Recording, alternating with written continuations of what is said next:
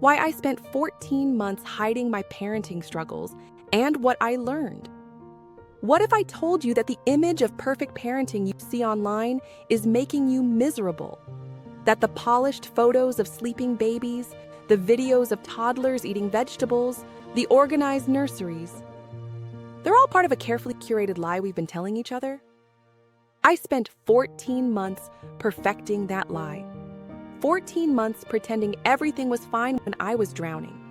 14 months smiling for the camera while crying in the bathroom. And I'm going to save you months of isolation and shame by sharing what I learned in the next few minutes. I used to believe that being a good mother meant having it all together. All the time. I thought admitting struggles meant admitting failure. But here's the truth. I wish someone had told me earlier. The most liberating moment of my parenting journey came when I finally stopped pretending. This is embarrassing to admit, but I became obsessed with appearing like I had it all under control. My son Jaden wasn't sleeping more than 45 minutes at a time, but online I posted photos of him peacefully napping with the caption, "Blessed with a good sleeper." The truth, I was hallucinating from exhaustion. When friends asked how breastfeeding was going, I'd smile and say, "We're getting the hang of it."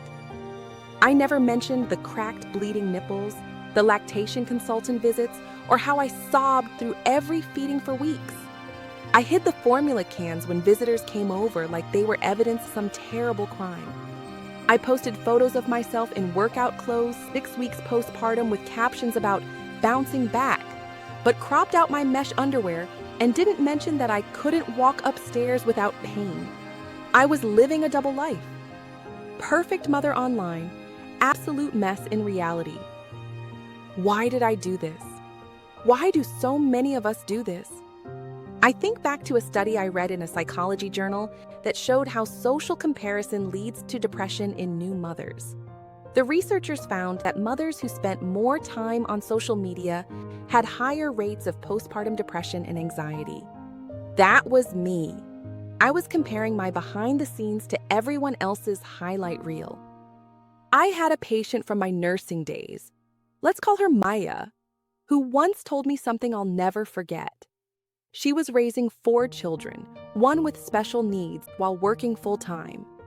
When I asked how she managed it all, she laughed and said, "Honey, we're all just pretending we know what we're doing.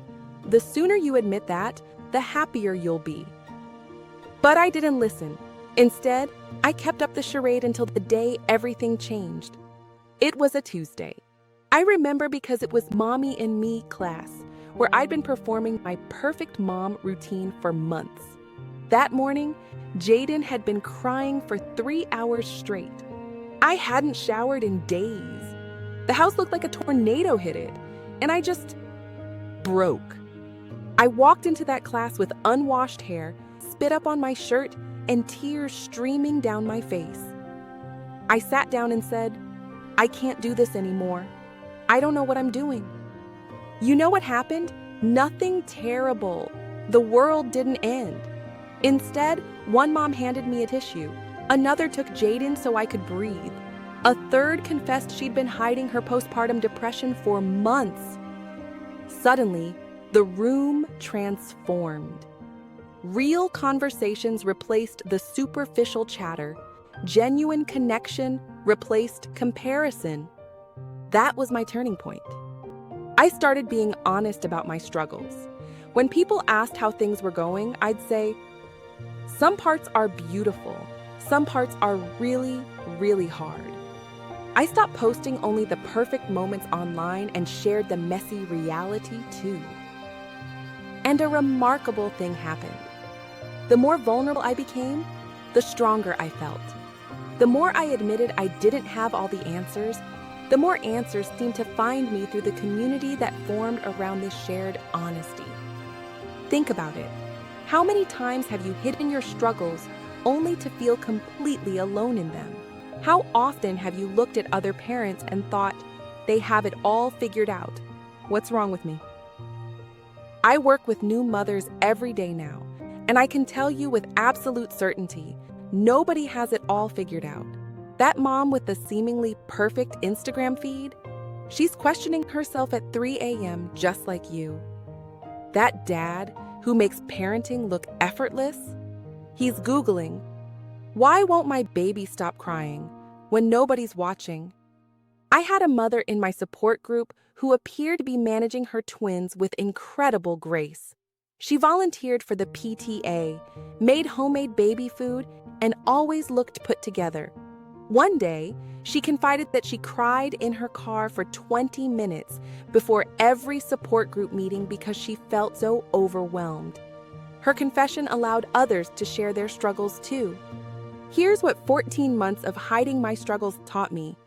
Perfection isn't just unattainable, it's undesirable. The pursuit of it robs us of authentic connection. When we pretend everything is perfect, we don't leave room for growth or support. True strength isn't about having it all together. It's about being honest when you don't. It's about saying, "This is hard," and allowing others to say, "Yes, it is," and you're not alone in it. Vulnerability creates community. Every time I've been brave enough to share my struggles, I've found others waiting to say, "Me too." These connections have become my lifeline. Self-compassion is essential. I would never judge another mother as harshly as I judged myself. Learning to speak to myself with kindness changed everything. You know what true freedom feels like for a parent? It's when you can admit you don't have all the answers without feeling like a failure.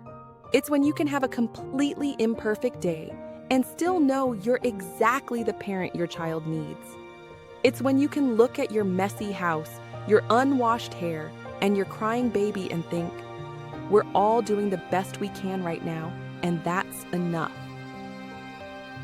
I spent 14 months of my parenting journey believing I had to be perfect to be worthy. Now I know that my worthiness was never in question, and neither is yours. So I'm curious, what are you hiding right now?